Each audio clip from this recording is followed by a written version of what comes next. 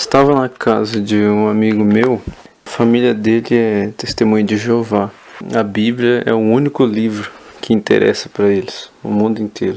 A conversa prossegue numa boa e a gente vai conversando sobre vários assuntos. É inevitável que de vez em quando passe raspando em alguma questão filosófica. Toda vez que eu ia citar alguma coisa, às vezes esbarrava assim, em questão filosófica, até espiritual, percebi que ele ficava incomodado, né, quando eu citava qualquer outra coisa que não fosse a Bíblia, né? Porque existem infinidade de livros. Em determinado momento ele chegou até a se expressar, né? Dizendo que para ele só interessava a Bíblia. E foi quando eu decidi falar para ele da Tábua Esmeralda, que inclusive a Maria Pereda já falou disso nos livros dela, meio por cima, na verdade, mas é uma questão muito interessante.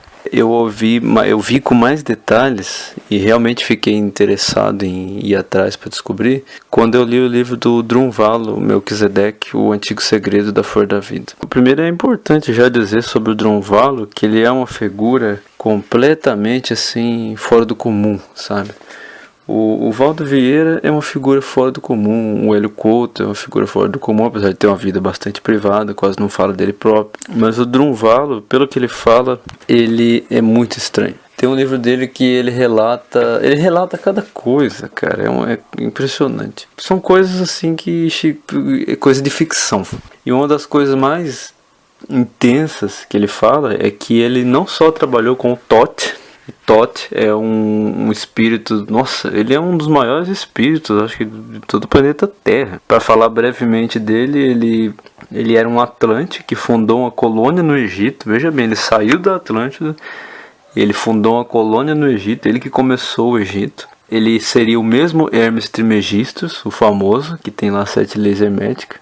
Ele estudou muito e ele viveu milênios. Ele aprendeu o segredo da vida eterna, que aliás o Drunvalo Melquisedeque fala isso de um modo muito interessante. A questão de vida eterna, ela está mais relacionada com memória do que ficar eternamente num corpo. Quer dizer, a pessoa vai morrer normalmente, só que ela não vai perder a memória. Quando ela renascer de novo, ela vai continuar lembrando normalmente, ela vai continuar. Isso é vida eterna. Você esquecer da vida que você teve para nascer em outra, senão que você morre. Até muitos espíritas, a maioria deles dizem que a verdadeira morte é na hora que a gente nasce, porque a gente esqueceu. Mas a hora que a gente morre mesmo e vai para o mundo astral, a gente não esquece de nada. A verdadeira morte é o nascimento. E nascer é muito mais, vamos dizer assim, doloroso e desagradável do que morrer. Nascer é muito pior, porque o nascimento é a verdadeira morte, que é a morte do esquecimento. As pessoas entendem vida eterna de uma forma errada. A vida eterna não tem nada a ver com ficar eternamente num corpo. Isso, segundo nas palavras do próprio Drunvalo, seria uma prisão. Que ser, em seu juízo, são e escolher isso, ficar aprisionado num corpo eternamente. As pessoas são muito apegadas à vida no corpo. E não é bem assim. Vida eterna relacionada à memória. O Thoth governou lá no Egito e ele era um escrivão, né, um intelectual, e quem tem até aquele documentário O Olho de Horus, que tem 8 horas e a maior parte dele fala do Hermes Trismegisto, todas as façanhas que ele fazia. Nossa, ele era um gênio, ele construiu templos e há rumores que ele participou até mandou construir as grandes pirâmides lá de Gizé. A de Quéops, o Templo de Saqqara, o livro fala, o documentário de Horus fala que foi ele mesmo que bolou toda a arquitetura lá, a engenharia do Templo de Saqqara, que é um dos mais impressionantes lá do Egito. E ele governou até nos princípios da Grécia primordial. O Pitágoras, que é uma figura talvez mais importante da Grécia Antiga, ele criou a escola pitagórica e foi dessa escola pitagórica que se desenvolveu a Grécia. E a Grécia é a sociedade da qual a nossa sociedade atual evoluiu. O Thoth reapareceu na Grécia, segundo os escritos, no mesmo corpo dele, só que dessa vez com o nome de Hermes, que é o Hermes, o deus mensageiro, que para os romanos era Mercúrio. Ele apareceu para o Pitágoras, e Pitágoras diz em seus próprios escritos que Thoth o pegou pela mão e o conduziu aos subterrâneos da grande pirâmide e lhe ensinou toda a geometria sagrada e a natureza da realidade. Thoth está presente em tudo, realmente. Para você ter uma ideia de quão sinistro é o Drunvalo Melquisedeque, fora do comum, assim, uma pessoa... É até difícil alguém levar ele a sério pelas coisas que ele fala, entendeu? É igual o Rudy Rafael, já chega falando que é a reencarnação de Tutankhamon. Quem que vai levar o cara a sério? Você vai ler os textos dele, você vai ver que tem muita coisa interessante. E ainda assim fica com o pé atrás, né? Mas o Drunvalo vai mais longe ainda que isso, na minha opinião. Ou não sei, depende da opinião. Mas ele diz que o Thoth trabalhou com ele de 1984 até o ano de 1991. Às vezes que o Thoth visitava ele, isso ele conta no livro dele largamente. Os ensinamentos dele, a maioria, e todo o ensinamento do Antigo Segredo da Flor da Vida, volume 1 e volume 2, que são livros com, deixa eu ver, o primeiro tem 290 páginas, eu estou lendo o segundo agora. Todo o ensinamento disso, que o primeiro livro, pelo menos, a maior parte é geometria sagrada. Inclusive, eu me dou meio mal com números e questões matemáticas, e boa parte do livro é matemática. Eu fiquei até um pouco confuso. Mas a parte que fala de arqueologia está toda amarela de marca-texto, que eu marquei um monte de coisa, porque o livro é super interessante e eu super recomendo. Então, todo o conhecimento do Drunvalo recebia do Thoth. O Thoth, quando visitava ele, chegava a passar de 4 a 8 horas por dia ensinando as coisas para ele. Então você vê a moral que o cara tem, né? De receber o Thoth. E ele fala, tem um livro dele que ele fala de... Só para dar um en passant do que ele fazia, né? Eu vou pegando vários parênteses, mas o importante é que passa bastante informação. Ele conta num livro dele de pessoas que conseguem ler um livro e enxergar coisas com os olhos vendados, entendeu? Tem um olho no ouvido, assim, tipo, consegue enxergar com o ouvido, ou enxergar com a mão. Venda o olho da pessoa, coloca uma venda nos olhos e coloca um objeto na mão dela, ela fala o que é. Ela fica um cara na frente assim, se o cara levanta o braço, ela levanta também. O cara abaixa, ela abaixa. O cara vira, ela vira. E tem uma escola russa que ensina essa habilidade. Qualquer pessoa pode aprender. E tem vídeo no YouTube dessa escola, eu até mostrei para alguns amigos. Então é coisas assim de outro mundo. É igual a projeção astral. Você vai falar para uma pessoa leiga, materialista, pessoa, né, a maioria do planeta, de projeção astral, nossa, vai boiar total, vai achar que você enlouqueceu. Mas a projeção astral, eu tenho um livro aqui de mais de 1000 páginas da projeciologia, e existe toda uma ciência mundial que já tem em vários lugares do mundo, que são os centros da conscienciologia, já está espalhado pela Europa, no Brasil, em vários lugares, e toda uma ciência criada em cima disso, que é a conscienciologia, com suas controvérsias e tudo mais, mas ainda assim tem até laboratório no CAEC em Foz do Iguaçu. Enfim, a gente vive numa época que tem muito conhecimento e é fácil deixar passar também. O problema da maioria das pessoas, todas na verdade, que negam determinadas coisas é porque é emocional. Você vê, eu percebo isso estudando economia e política. Porque tem pessoas que são, por exemplo, tem os ateus, aqueles que são os ateus mais ferrenhos, assim, que gostam de se aparecer e tudo mais. Que, nossa, ele faz vídeo explicando por que ele é ateu. E ele tem o cabelo longo, assim, e ele deixa a barba crescer pra ficar igual a Jesus. E fazendo vídeo por que ele é ateu. Nossa, um monte de gente segue aquele cara. Nossa, e é um ídolo. É um cara que defende o Estado. Ele não aceita o anarcocapitalismo. Ele acha que a humanidade é impossível de existir sem o Estado. Ou seja, é o mesmo comportamento religioso transferido para o comportamento político. As pessoas colocam muito emocional nas questões científicas, né? Científicas, porque você vê, por exemplo, Carl Sagan, que bom que eu lembrei dele.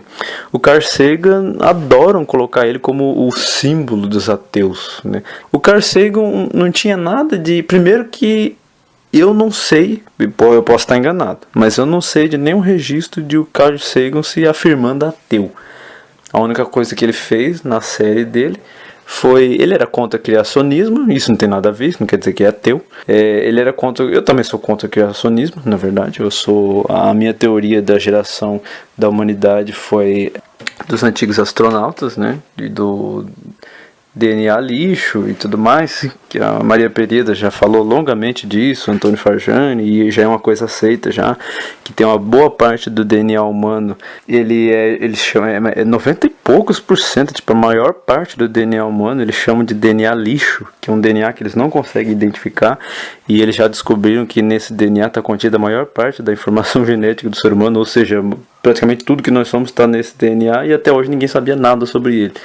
e chegaram à conclusão que não é desse planeta, simplesmente.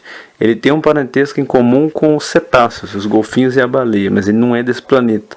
E aí o que faz? Ninguém fala desse assunto, óbvio, porque é a questão emocional. É o mesmo assunto com a projeciologia, com a geometria sagrada, com o Hélio Couto e com as peripécias aí do Drunvalo Melquisedeque. Então, a questão do DNA, na verdade, é muito séria. Tem até um livro chamado A Caixa Preta de Darwin, que os criacionistas adoram ele, porque ele contesta a teoria da evolução. Mas enfim, voltando a falar do Carl Sagan, abrir um parênteses muito grande, o Carl Sagan, ele nunca quis ser um símbolo de ateísmo, como ele é hoje.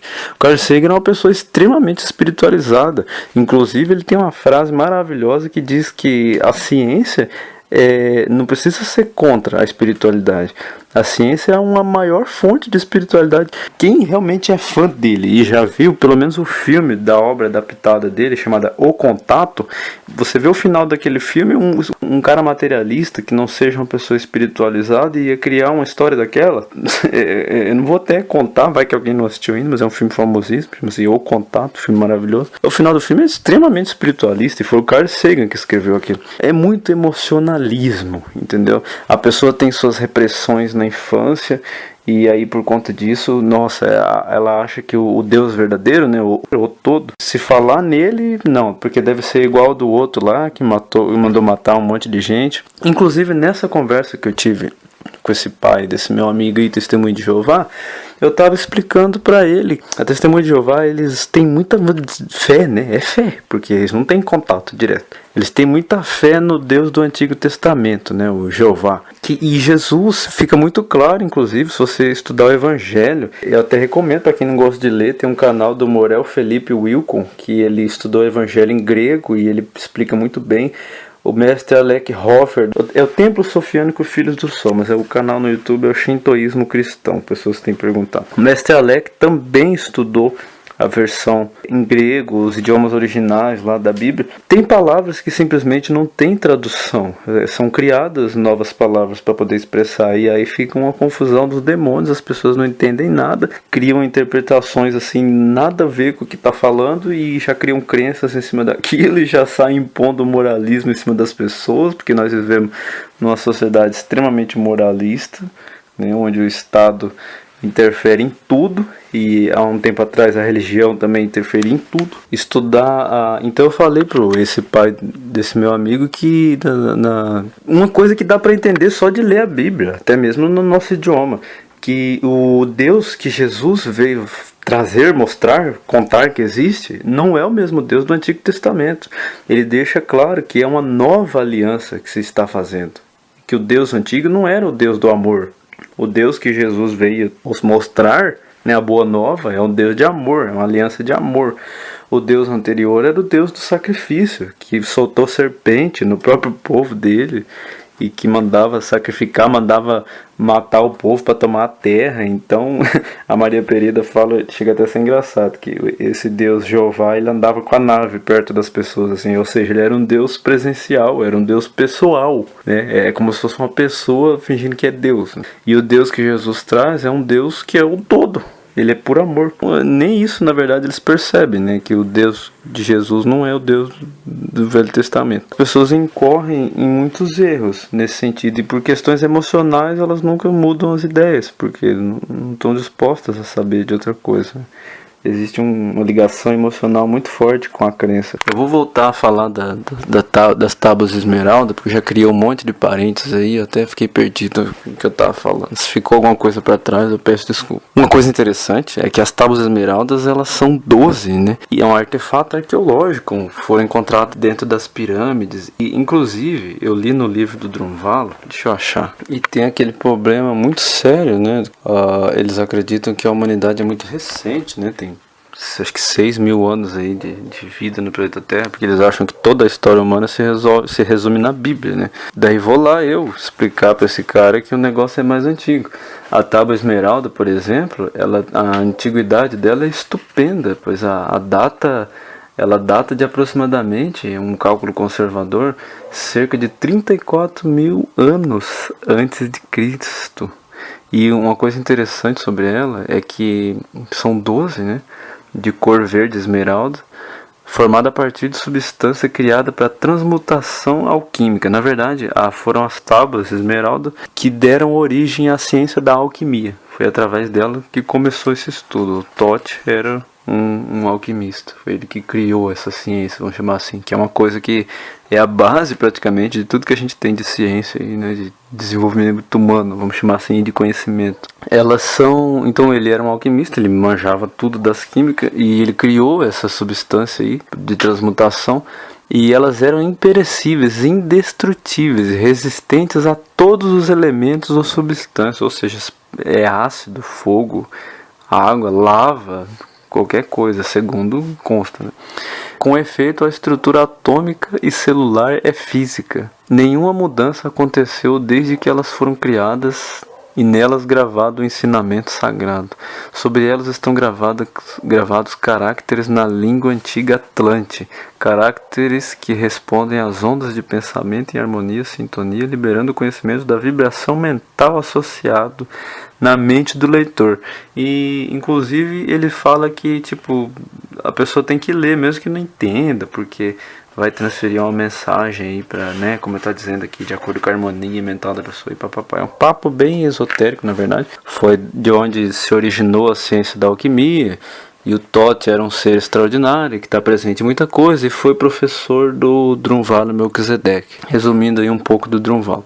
Mas voltando à conversa que eu tive lá com esse pai desse amigo, eu estava falando para ele, eu queria mostrar para ele sobre a origem. A gente estava, na verdade, conversando sobre a origem do ser humano na Terra, né? E eu estava até... É complicado, porque você vai falar de evolução para um evolucionista, vai chegar uma hora que você vai ter que falar daquele tal elo perdido, que é, inclusive, na minha opinião, eu achei muito legal a forma como foi tratado no filme da Lucy, né, aquele filme com a Scarlett Johansson, que ela fica super poderosa lá e solta poder, né, poder da mente, 100% do cérebro, papapá. Primeiro que o nome do filme é Lucy, né, e Lucy é a macaca lá, e é considerado o elo perdido, né, o último macaco lá daquela espécie, de repente pulou e virou ser humano. Ou o macaco, um ser humano muito próximo do Homo sapiens, né, eles não tem um intermediário entre aquilo.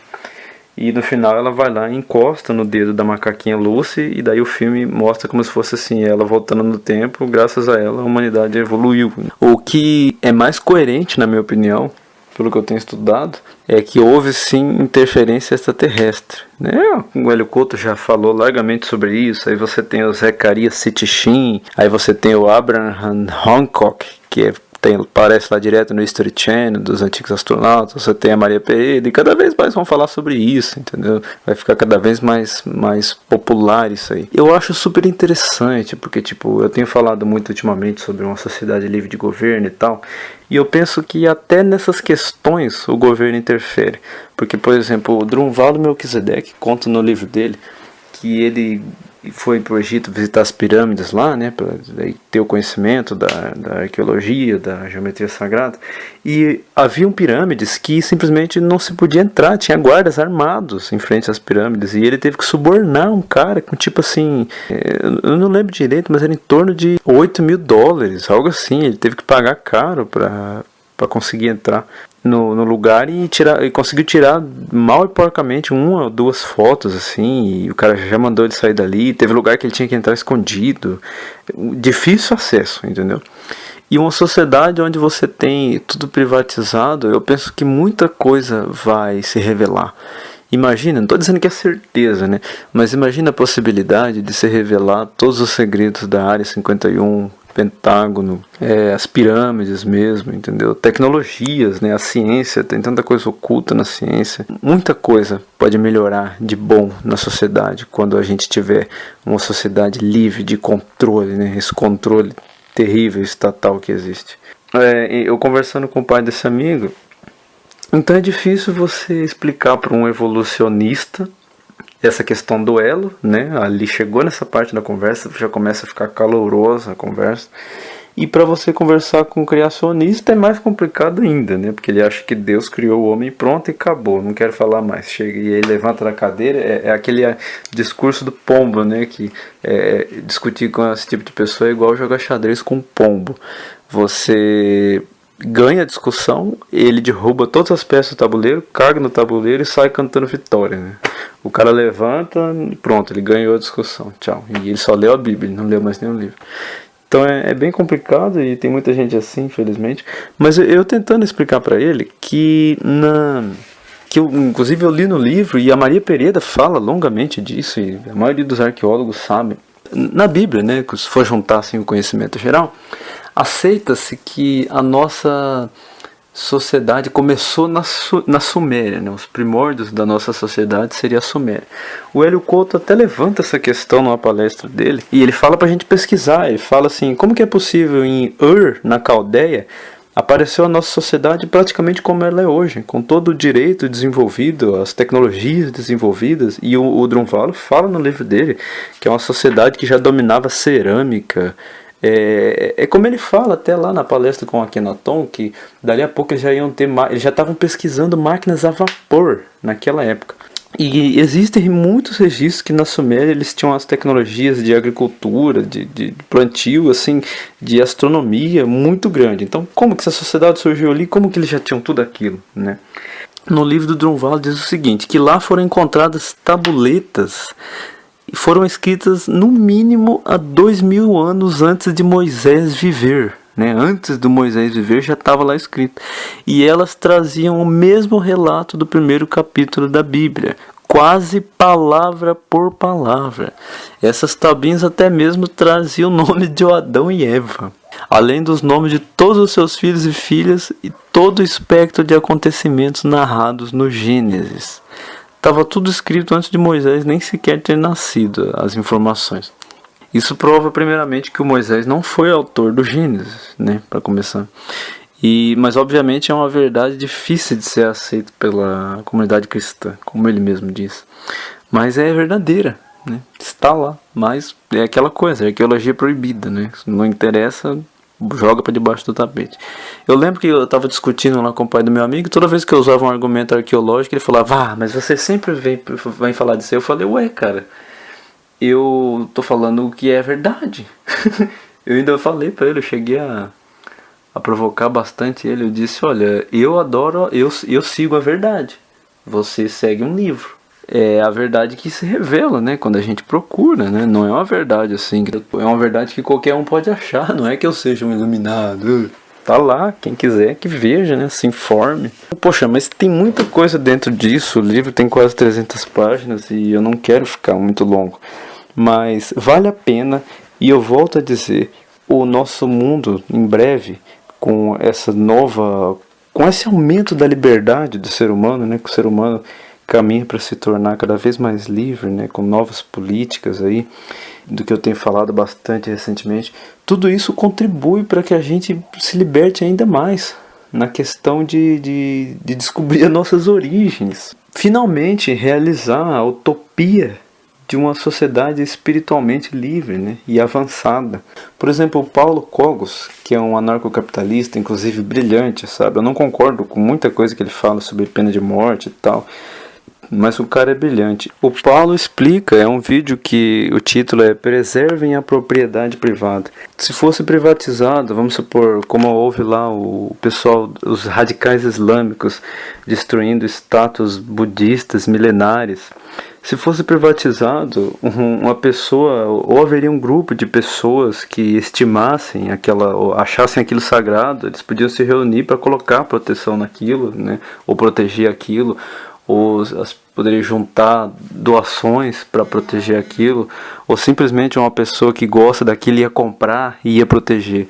Mas como o Estado controla tudo, ele cuida de roubar o dinheiro das pessoas e o patrimônio fica lá, entregas baratas. E infelizmente a gente viu notícias recentemente dos vídeos assim, nossa, é terrível de ver os radicais islâmicos destruindo estátuas milenares, assim, de milhares de anos, patrimônio assim que de valor inestimável, entendeu? O conhecimento da história, pô, é basicamente o que fizeram na Alexandria, com a Biblioteca de Alexandria, é mais ou menos naquele exemplo. Então a gente vive uma época em que é possível evitar esse tipo de coisa, se a gente realmente seguir por um caminho de liberdade. Eu aproveito, apesar de eu estar falando de um assunto bem diferente disso, mas eu aproveito para tocar de novo na mesma tecla. O capitalismo não é o grande mal da humanidade.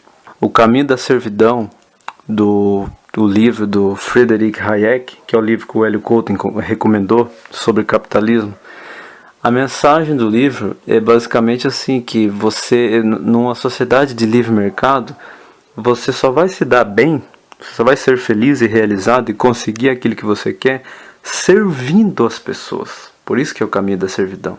Uma sociedade capitalista de livre mercado, as pessoas servem umas às outras, né? Para eu ter o seu dinheiro, eu preciso te dar o que você quer. E todo mundo quer dinheiro, precisa e quer e gosta de dinheiro, porque não tem problema. Isso já foi falado várias vezes. Não tem problema nenhum gostar de dinheiro.